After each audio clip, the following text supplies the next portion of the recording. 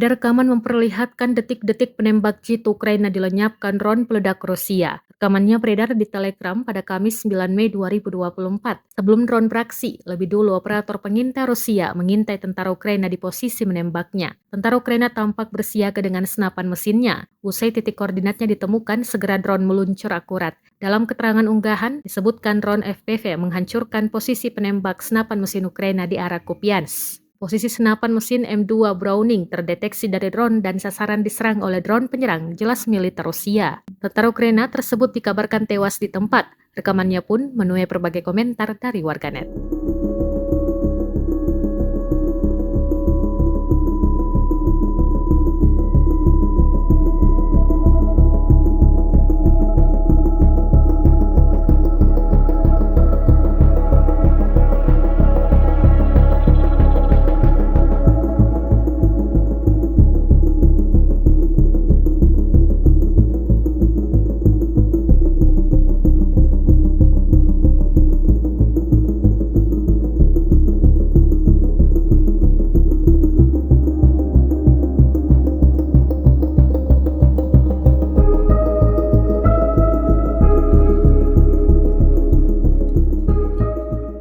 Download Tribun X sekarang, menghadirkan lokal menjadi Indonesia.